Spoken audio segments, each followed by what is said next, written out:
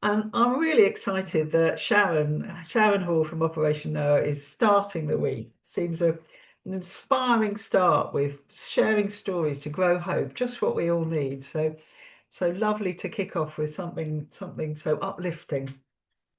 And Sharon's been working on church land use with Operation Noah since 2022.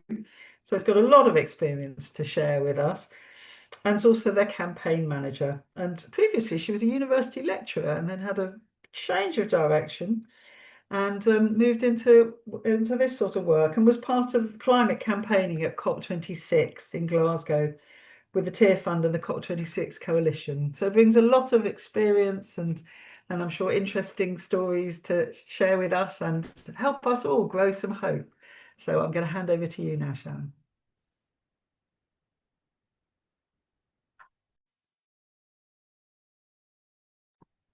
I'm now not muted. Excellent. Good afternoon, everybody. Really glad to be with you.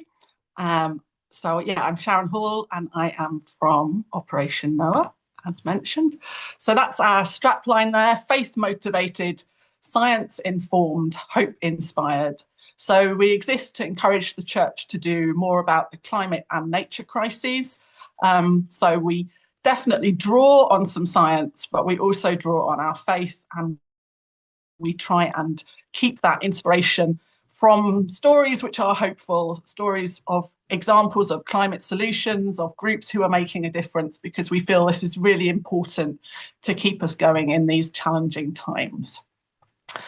So here's a variety of different things that we do at Operation Noah. So we do publish resources, including small group studies, such as Tenants of the King there.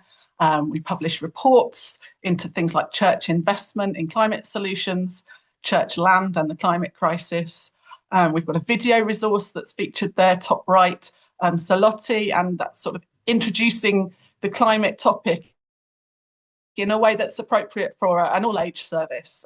It's a video that's particularly suited for children and simple explanations about the climate crisis. And then we're involved in acts of solidarity. So we're part of a presentation there at Standard Chartered, their AGM, and talking about the impact that some of their extraction's been having on the Verde Islands. So we joined in that. And then bottom left, I'm speaking at a fringe event at General Synod. So introducing how we can make our church's money work for God's creation. So we're very keen on encouraging churches to invest in climate solutions.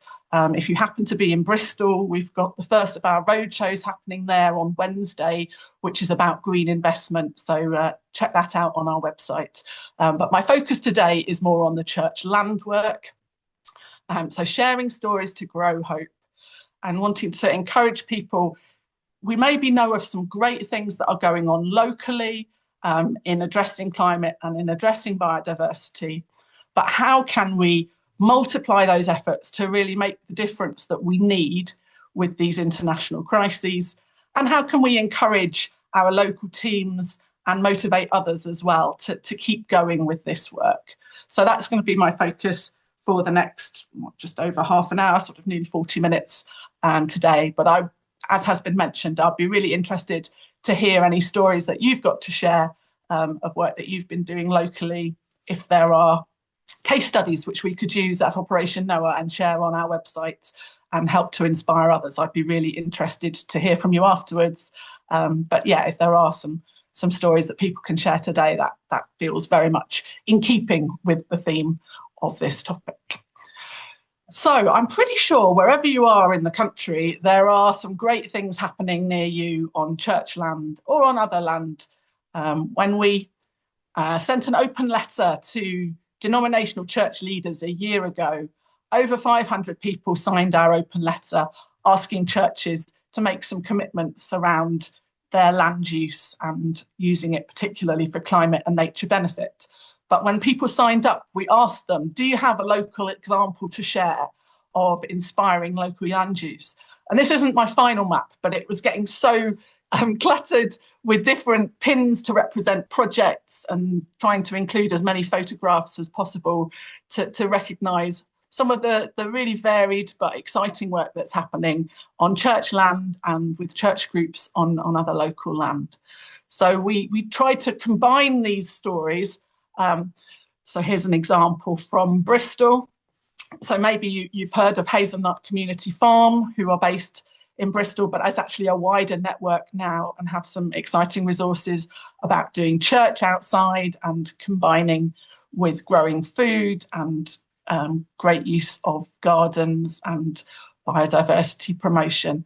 And so they shared a story and some fabulous photographs here, picking up some of the work that they'd done locally. And we were really pleased to include this in our book, which was called Growing Hope, which I'll show you in a moment. And then also a team from Walthamstow at St Mary's Church there was really recognising the work of their head gardener in creating a biodiverse space. And actually they've won sort of Churchyard of the Year as part of London in Bloom, and it was featured on Alan Titchmarsh's Gardening Club on ITV. So the story of what's happening in this local church, with some volunteers as well there, I'm sure, got shared more widely. And that's sort of really the principle that I'm trying to encourage today. It's great to be doing the local things that you're doing for biodiversity and for the climate in your local church area, but it's even better to share that more widely, to inspire others within your diocese, within your local area, and encourage others to do some similar things, because the impact that we can have then is so much greater. So we took many of these stories and produced a lovely hardback book, Growing Hope. We printed copies for each of the denomination heads, but we've also made it viewable online. So that is our main webpage, where you can link through to all of our resources around church land and previous webinars that we've done, and a whole variety of stories on different topics. But there's also a click through to, I think it's called a hazine, so that you can actually literally turn the pages by sort of clicking on this book, which is available online. So you can see that and share it. And we put a number of those stories into the photo book, and then we took them to leaders of various denominations. So this was June the 5th last year, so World Environment Day, which we've just had the anniversary of just now.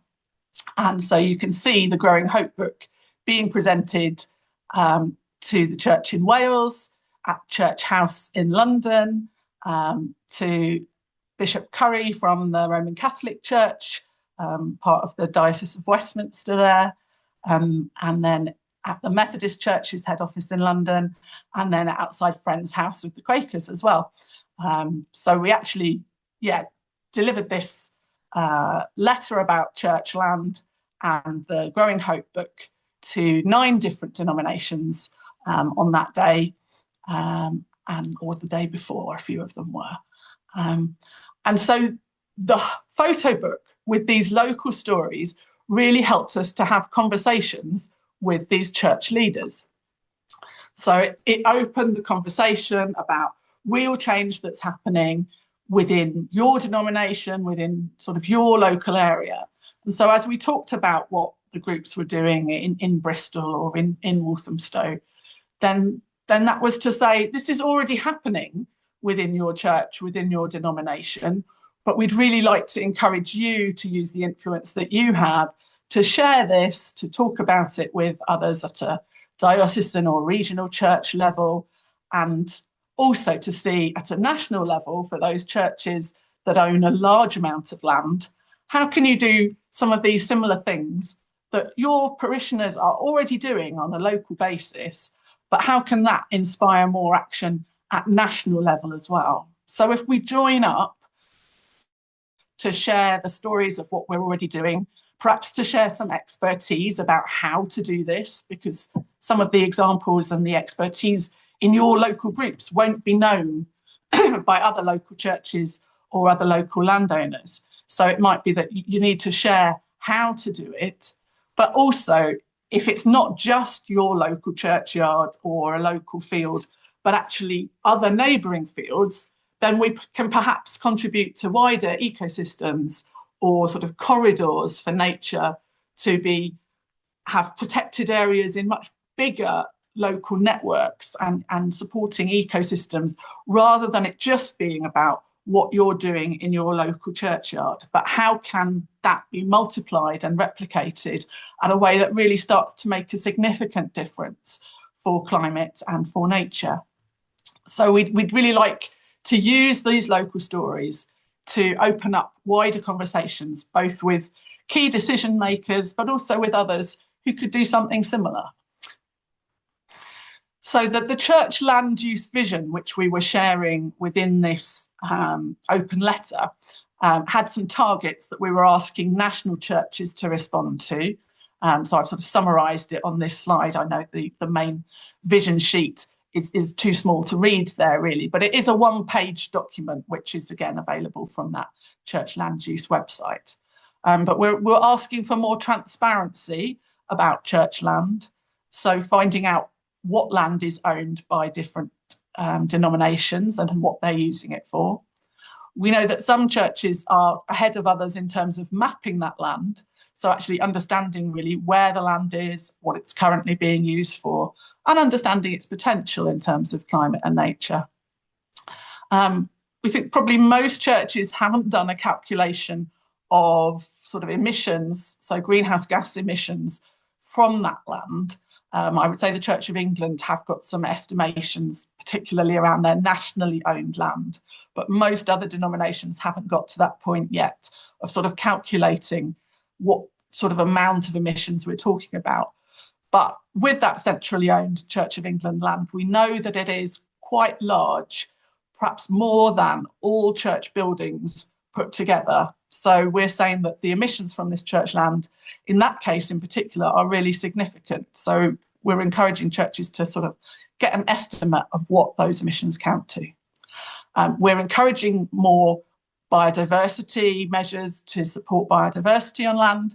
And then these last three areas we've been talking about for a good while, because we've recognised that these are perhaps the three biggest things that churches who have land can do to particularly address climate issues. So growing trees is really important in terms of sequestering carbon, but also obviously provides shade and provides habitat. Trees are great in multiple ways. Protecting peatland is a significant one where there is peatland owned, because in its healthy state, peatland acts as a really good carbon sink. It absorbs more carbon than forests and woodlands internationally. But actually, when peatland is degraded, it becomes a source of carbon emissions, so releasing both carbon dioxide and methane from peatland. So actually getting peatland protected and re-wetted is a really significant thing for churches that own peatland. And then the final area we've talked about is supporting farm net zero. So recognising that quite a lot of nationally owned church land is farmland, then the measures that we can take to encourage farmers to reduce emissions on their land by farming better, still farming, but farming in a more nature-friendly way and reducing emissions from farm vehicles, and so on, finding ways to tackle emissions from cows, for example, are really important. So that was the sort of wider church land use vision that we were trying to address with different churches. And those three main areas, growing trees, protecting peat, and supporting farmers to reduce emissions, are areas that we've been talking about for a while, and we have had webinars which have addressed them and told some of the stories of local church groups and more larger landowners, and also people who are looking to invest.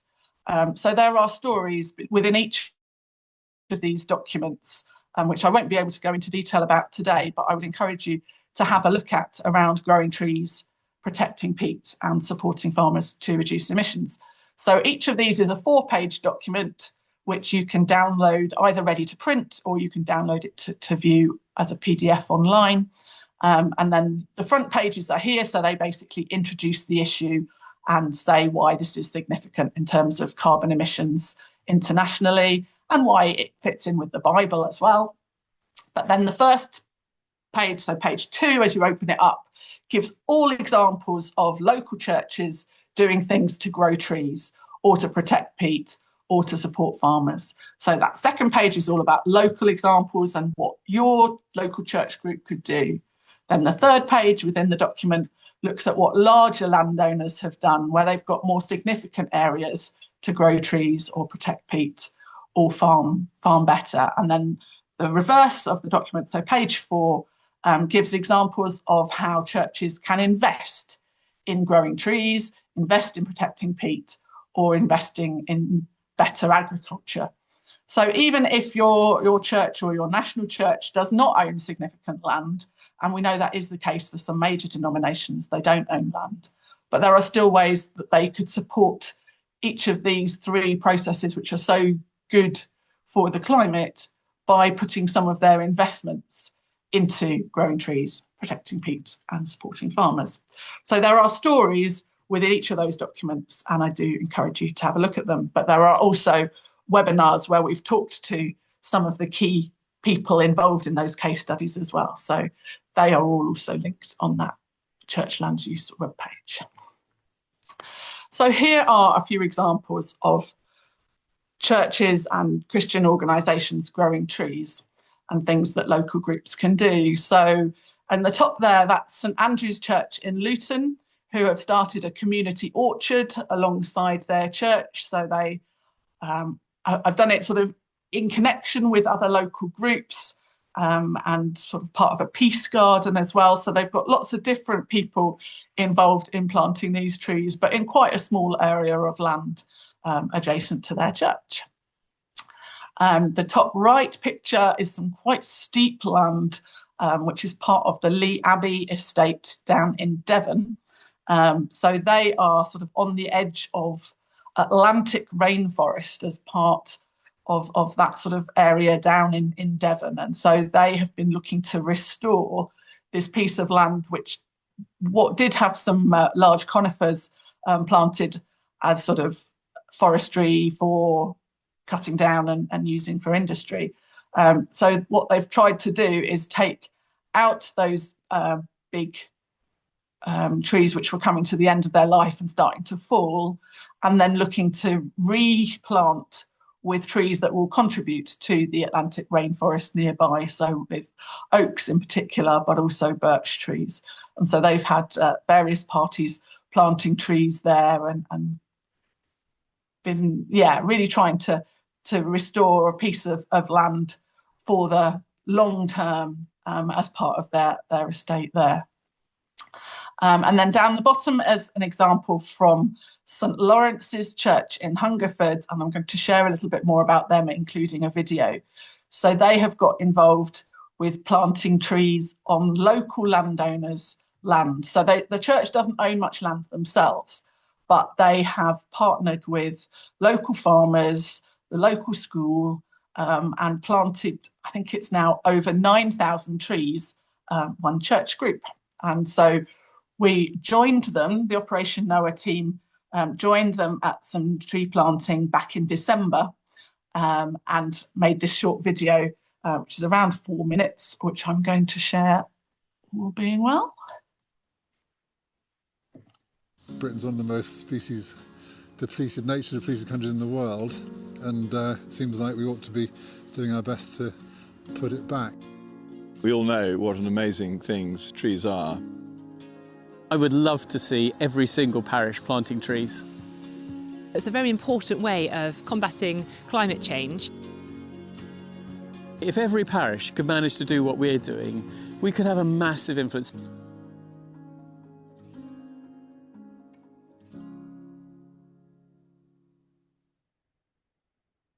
So we're here at a farm outside Hungerford with volunteers from St Lawrence's Church and the local community. We've got some trees from Woodland Trust, we've got some trees from Greenham Trust, and we've got about 18 people who are planting those trees. Roughly half the people are church members and half aren't. Well, we're in this woodland that they're trying to thicken up, and we've been given a bunch of small hazel trees. And we're attempting to plant them. Yeah, we've got involved with this tree planting through St Lawrence's Church down in Hungerford. I went to the bereavement classes that Mike was doing, and they were talking about it. Mike has a way of talking to people as if it's only an easy job. We must go in and do it. I was asked to come along and help, and I thought, yes, that sounds like a great idea. We all know what an amazing things trees are. You know, they're great recyclers, aren't they, of gases and so forth, and they produce a cleaner environment. And also, we're here in this farm here, and we're improving the hedges and sort of security around the fields, and also wonderful places for animals to lurk in and breed and so forth. So I would say it's great fun. So it's great for a church sort of coming together, and you all know you're doing something good for the environment, so there's a good feeling about that too. My dad was a keen tree planter and hedge planter. I studied forestry and agroforestry, and this is one of the more ancient forms of agroforestry. Hedges are a very widespread agroforestry technique of basically providing shade and shelter and a natural barrier. You get huge impact from hedgerows, and they absorb carbon, so they're improving carbon storage and biodiversity, as well as serving a function as a living fence. It's so important to plant trees because trees are a huge carbon sink. They sequester carbon, and in fact in the UK, woodland and forestry sequesters about 5% of all of our greenhouse gas emissions. So it's a very important way of combating climate change. And as well as that, they're also very good at mitigating against the effects of climate change. Trees can help as flood defences. They can help to stabilise the soil and prevent soil erosion, and then also actually help to reduce temperatures. God created the world, it's his creation, but we are representative of God in a way in caring for that creation. And for me, the big challenge is carbon dioxide. So between when I was born and now, carbon dioxide has gone up by about 25% in the atmosphere. And we need to try hard to try and capture that carbon and put it back into the soils. What's made the project successful is that we've got lots of connections into the community, and it's basically all those connections. We don't have space to plant trees, we're planting trees for others. If every parish could manage to do what we're doing, we could have a massive influence. There's hope, really. There is hope, despite the fact that climate change is for real. We're planting for the future, the church is for the future. We're looking forward to our children, our grandchildren and their great-great-grandchildren enjoying the fruits of our labour.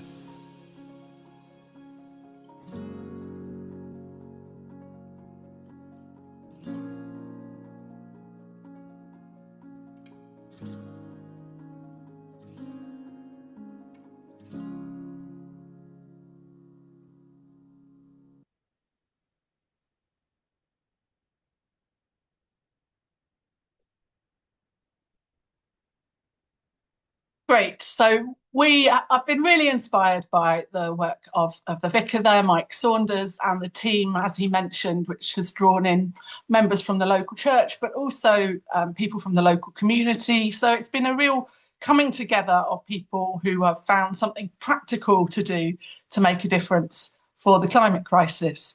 And we're really pleased that they have been shortlisted for an award with the Sheila McKechnie Foundation. So Best Community Climate and Nature Award. So that the announcement will be at an event on Thursday, but they are in the running for Best Community Climate and Nature Award. And you can see that on Sheila McKechnie's website there. And I think it featured in the Church of England's environmental mailing, if you happen to get that today, as I did as well. So we were really delighted to make this video and to celebrate what they've done and to share this story as widely as we can. So they didn't have the resources to make a video themselves, but by working with us, we brought some of that expertise. And maybe I would encourage you, if you're doing something, your experts in nature and gardening may not be your experts in social media and video creation. So you need to work with others within your congregation and your community to find the best way of telling these stories, because I hope you'll agree that I think that video really tells a good story and encourages people that this is maybe something that they could do with their church congregation and local community as well. So we're really encouraging people to share these stories and inspire others as well. So peatland was another area which I said was important, and as I mentioned, the sort of four-side resource that we've shared with examples of protecting peatland. So with the heather, the picture at the top left there is part of the Church Commissioners' land at Winbury Moss, so sort of Cheshire way, and they own some land which adjoins a rare floating bog, and so they have protected that land with help from, I think it's Natural England. So they are increasing biodiversity and protecting that particular habitat on their land there. Top right is Bridestones Moor in West Yorkshire, and one of the people who shared their story for that Growing Hope book has been involved in peatland restoration in that local area. So they're planting out small plants of sphagnum moss to help increase the peat storage there. So re-wetting and supporting the biodiversity there by strengthening the moss and areas that are, yes, storing water. The sphagnum moss holds a lot more water than its weight, and so that's a real sort of super plant that they're boosting there and finding ways to transplant it as well and grow it in greenhouses and then spread it as well. And then down the bottom, that's part of an example from some farms in Wales. So we feature a sort of partnership of 10 different farms in Wales, which we found out about through the Nature Friendly Farmers Network, who was speaking at a rivers event organised by the church in Wales. So there was a guy, Rhys Evans, who was one of their spokespeople, who shared about the work that a group of 10 farmers have been doing in the Avon area in Wales. And part of what they've been doing is to restore peatland there, so blocking up drains. And he tells sort of story about how actually this has been good for the farm business, as well as finding ways that are good for climate and nature. And they got some funding to grow trees, but also to support the peatland areas that are already there and develop ponds. So it's a really interesting story of what they've done. So we talked to him on one of our webinars as well. You can find out more of that there, but it was also featured within one of those 4-page resources that I've mentioned. And then supporting farm net zero is something that we can all do in terms of reducing food waste. So we know that nationally in the UK, around a third of the food that's produced is wasted, whether it's wasted through farm processes or wasted by consumers. And so the things that we can do to reduce food waste, to make sure food that's close to date gets shared safely with people who need it, and ways that we can support people who are farming in a nature-friendly way near to us. The project that's featured down the bottom right there is Love Land, which is a community farm and food sharing group who are on some Diocese of Truro land in the Falmouth area. So they've got a plot, I think it's 8 acres, where they've done a variety of different planting, and then that food gets shared along with others in their sort of food sharing business, and they do some things, community cooking as well. So again, that's somebody that we spoke to in one of our other webinars. You can find out more about that story through our resource about supporting farmers to reduce emissions. And then one other example, which may be familiar if you're part of the Church of England, Sustainable Church Flowers movement grew out of a small Worcestershire parish and some volunteers there who were concerned that their flower arranging wasn't necessarily aligned with their care for creation. And so they found different ways of maintaining church flowers without using floral foam, but returning to some older methods, using more chicken wire and different frames in flower arranging, and also trying to source more locally grown and seasonal flowers. And so then they created a video telling their story, including some input from specialists. And then this was presented by their bishop at the General Synod nationally back in February. There's a video on their website there, suschurchflowers.com. which I really recommend. Sort of tells the story of how they got involved on a very local level, but also gives some tips and a wider campaign that churches can be involved in. So this was a really positive example of a story of some change at a very local level, but that then has had a much wider impact within the national church as these things are shared, not as a diktat from General Synod nationally, but with some guidance and encouragement to find ways to make church flowers more sustainable. So that seemed another really good example to feature. There are stories on all sorts of church national websites, which I would really encourage you to check out.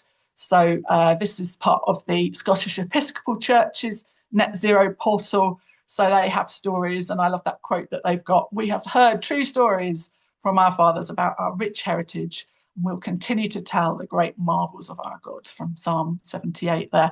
So then they've got examples of different churches and the work that they're doing towards net zero, and that includes some land examples.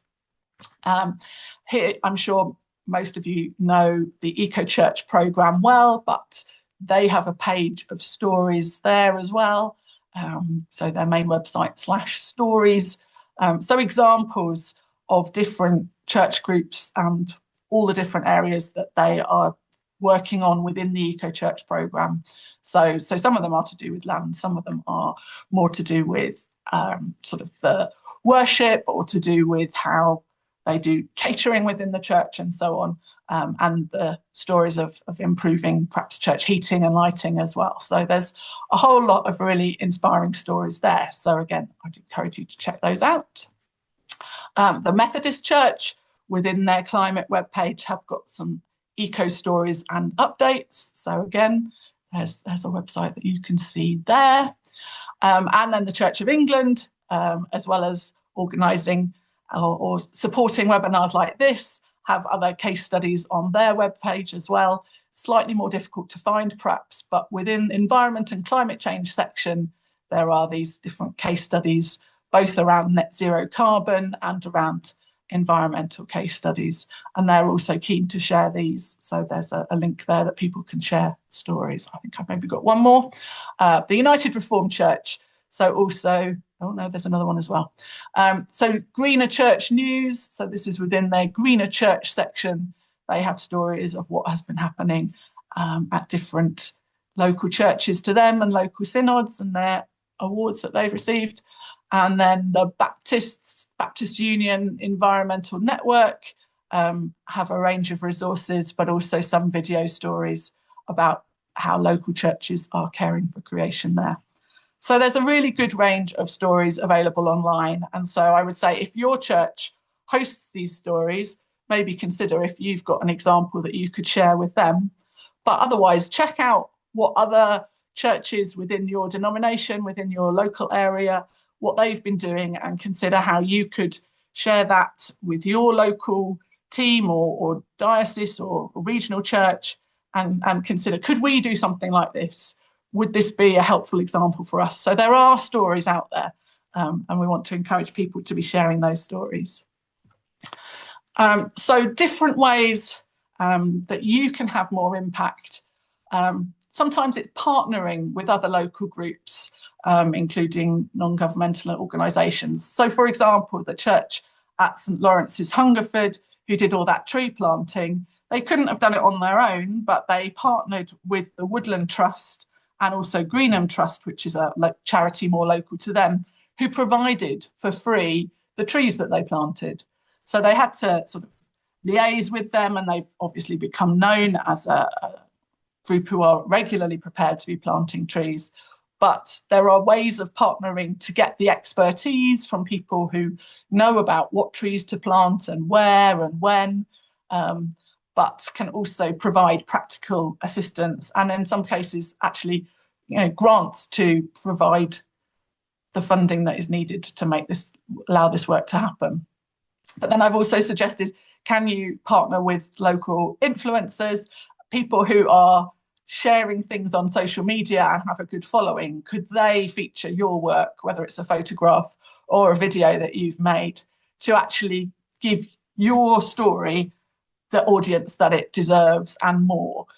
It's quite hard to go viral on social media now, but the people who've already got the big audiences are the people who have perhaps the big most chance of really spreading something more widely. So if you can create a short, punchy video or share a little bit on a web page about a story and share that with someone who cares about the planet, who cares about what the church is doing, then can we encourage them to share our stories and also comment and share and recognise and like and heart and all those other things that you can do on social media when other stories are shared, and spot the stories which actually you think, yeah, this really deserves a wider audience. So who could I share it with through my own social media, or just dropping an email to somebody and say, I saw this story and here's a link and thought this was maybe something that we could do locally. If there's other churches near to you, then you've probably got links with them already where you can share personally how you can, how they could get involved in a similar sort of project. But it may also be through combining with other local farmers, so local landowners. They might provide the land where you can provide the people power to, for example, plant trees or protect some area of biodiversity, which is important. So you can share with that, and perhaps local newspapers, share these stories as widely as you can. But then also join in efforts to influence government. So there are big national campaigns happening around climate and nature. So that's another important way of having a louder voice and that wider reach. Talking to your regional church decision makers and trying to influence national ones as well, like the Sustainable Flowers team did, and recognise that there may be other big church landowners within your local area, or not church landowners, sorry, other landowners, maybe who attend your church. So your church itself may not own a large amount of land, but if a local farmer who owns quite a lot of land comes to your church, then actually the biggest influence that you might be able to have for climate and nature is talking to them about how could they look at more nature-friendly farming methods. Are there techniques that would be useful to them? Finding ways of working with them, and then recognising if they are farming in a way that's good for the environment, how can you support their business? Can you find them at a local farmers market, or recommend ways that people can sort of buy their produce once you've found good examples, and share them and encourage others? So sometimes that sort of who you know and where you've got influence might not be the first people that you think of in terms of church land, but you can still have a significant impact through sharing some of these stories and examples with people who have got more resources to act on them. So I'm coming to an end now, but wanted to suggest a few possible next steps for people. We have a postcard action, which is available on our website. So it's designed to be shared to a regional church leader. So maybe someone in your local diocese or circuit or synod, to say, I've pledged to do this. I'm going to plant a tree which is good for nature, or I'm going to support peat protection plan, or I'm going to buy some food from this local nature-friendly farmer and share it with others. But then I'm asking you, my church regional leader, to set some targets for sustainable land use. And that's on those different areas which I mentioned before. So that postcard action is designed to be used at sort of a church event. People can fill in the postcard, share their own message, and then they can all be delivered to someone senior within the diocese or the church regional body. But otherwise, I'd say check out our other resources to share as well. So video links and things to print, which are available on our website. I really encourage you to share your story of what your church or local group is doing for nature and biodiversity and for climate. And if it's something that you think we could share as a case study, please do get in touch with me.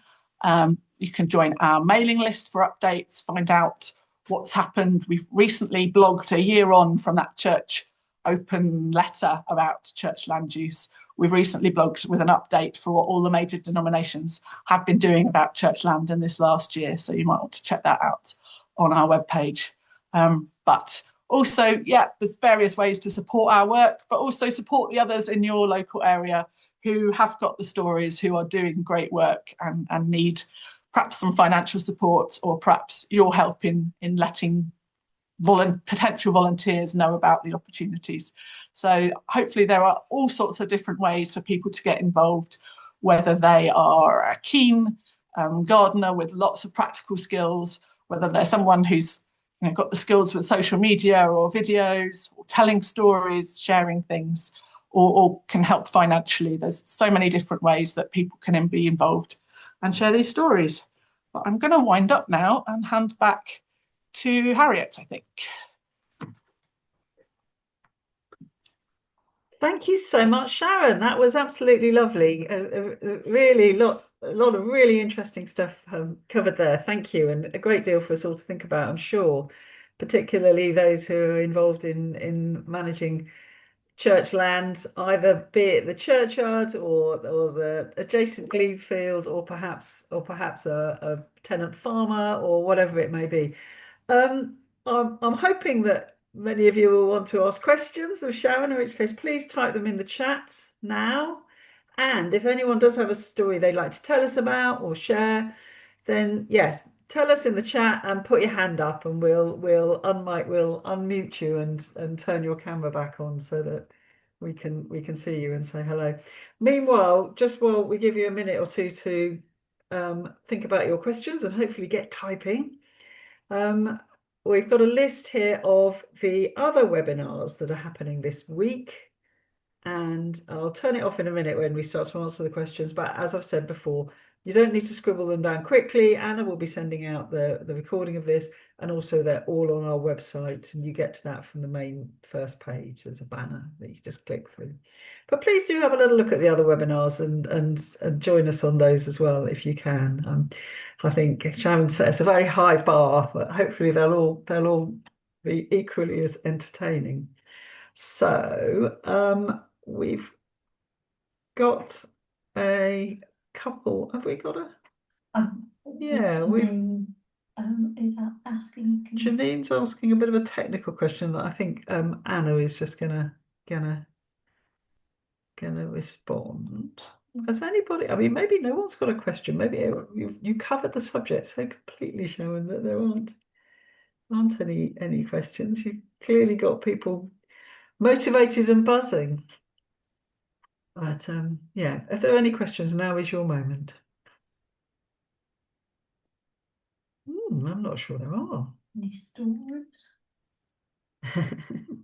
Nothing. We'll just give it a moment more, see if anything comes through. But of course, if you do have examples and you're not quite ready to jump up and down and tell us about them now, Sharon's already said earlier to me that she'd be very happy to be in contact with you directly. Similarly, you can let us know and we can pass messages on. Okay. There's a question here from Janine. So Sharon, if you'd like to stop sharing now, and then you can answer that question. She's just wanted to clarify if there are resources for Project Noah to help with the case study videos.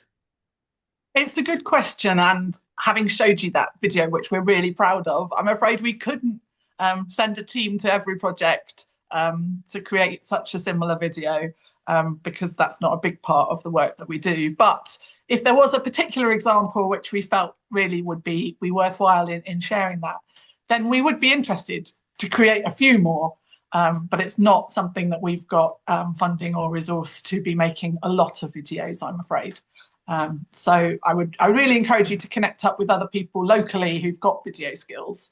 But yeah, it's something that we would like to do on a few more cases, but unfortunately we don't have the expertise. Well, no, we've got some expertise, but we've not got the time to share, to be making a large number of these videos, unfortunately. It's always worth talking to your local school, isn't it? If you do have a secondary school nearby, and see if they have students for whom that might somehow be part of one of their studies, because of course the children are incredibly good at making videos on their phones, and they're very, very high quality now. So it is worth seeing if there's somebody local who can produce a homemade but nonetheless very professional looking video, isn't it? Yeah. Now then, so Kerry asks, do you have suggestions which organisations can provide grants? I wonder what you're talking, whether you're talking about the sort of wider church land, Kerry, or trees, or maybe yes. I'm not quite sure if you are able to pop a little bit more information, or maybe we can just talk generally about grants, Sharon. I mean, I would encourage Kerry to drop me an email, because there's certainly some organisations which we have seen offering grants which we've considered for our own funding, because obviously we're a charity who needs funding ourselves. But some of the organisations that we've been looking at are much more keen to fund smaller local projects than to actually fund sort of the network type work that we're trying to do. So if you'd like to drop me an email, I'll put my email address in the chat. Because it will probably depend on where you are in the country as well, but there are definitely some opportunities and organisations who are looking to fund local projects, particularly if they're making a difference for climate and nature. So I've just put my email address there in the chat. So I encourage you to get in touch with me. It will, it depends a bit on what you're wanting to do and where you are in the country, but if I can put you in touch with anybody, I will. That example, thank you, Sharon. That example you gave from Hungerford is so inspiring. 8,300 trees. Well, way to go. Over 9,000 now, because they planted some more. 9,000. Oh, we've had another tree planting season, of course. Yeah. But receiving trees from the Woodland Trust, that's something that anybody can do nationally, isn't it? That's right across the UK, I believe. So if it's trees you're interested in, that's a very, very good place to start, isn't it? And they do provide some shelter for them as well. I don't think they'll do fencing, but I do know it isn't just the tree. They understand the whole costs as well. Yeah. Hilary, yes, this is very inspiring. Lots to think about. Yes, indeed. And Helena says, we have trouble getting the community interested in what we're doing. We're a church on a hill outside the village and have a large wooded churchyard. Any tips on how to engage people in our local community or getting involved in helping us care and manage it and rewild or for wildlife, etc. So, yes, it's very difficult when you're not within the community, you're not on people's walk to school or to the shops or whatever, isn't it? Yeah, I see there's a link to their Caring for God's Acre action pack around involving people, which I think maybe Anna's shared in the chat. So I would definitely say check that out. But otherwise, I think it's finding other local groups who might have an area of interest. So I know some churches have partnered with a local school to find some people who might be interested in volunteering in something like planting trees or helping to maintain an area of sort of biodiverse land. Or I know the group in Hungerford partnered with Hungerford Environmental Action Team, HEAT. So it's finding that sort of local group, or maybe if there's a local grouping involved like Greenpeace, who are interested in sort of opportunities for people to do something practical locally. I feel like that is something that groups are crying out for. So it is that case of making the connections, and maybe some people are more geographically remote than others and it will be more difficult to find people. But I think finding other local groups who have some sort of interest in climate and nature, and that's most schools would have some interest, I would think. Yeah. Helena, I'm wondering where you are actually, where you're based in the UK, because there's some national work going on. We've a national project in Wales with the church in Wales, and there's also a new project starting called Nature and Sacred Places, which involves Natural England.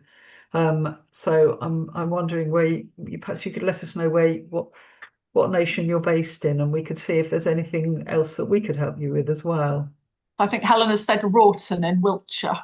Wiltshire. Well, we'll thank you. We'll make a note of that and see if there's anything that we can think of to help you with that as well. But do have a look at the resources that Anna's put up. They're on our website and the action pack.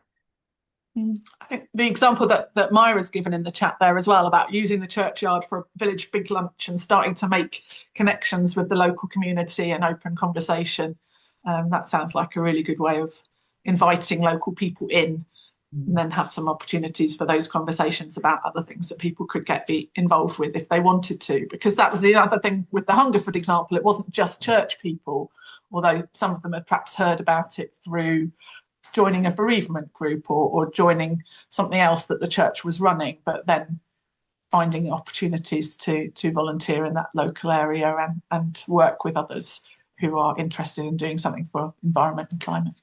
Yes. I think it really is a time when an awful lot of people, as you say, are wanting to do something themselves in their own neighbourhood. And because the bigger picture, can be overwhelming and it's certainly daunting. So there are a lot of people who are wanting to do something, but it can be very difficult to reach them, particularly if you're not in the heart of a community. So yes, we'll all put our heads together on that one, Helena, and see if we can help you in any way. Is there any other questions or comments or examples that anybody would like to share? I think we might. No, there doesn't seem to be anybody else. Well, that's very exemplary timing by us. Is there a deadline? Janine says, is there a deadline for the case studies?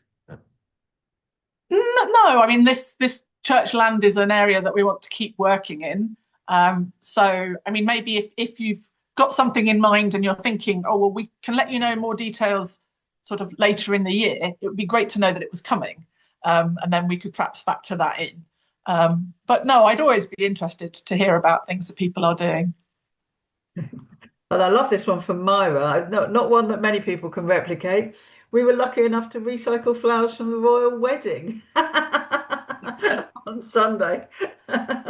Well, I hope they were local and sustainably sourced flowers. But very nice just to think that you'll keep using them for as long as they're still looking fresh and alive.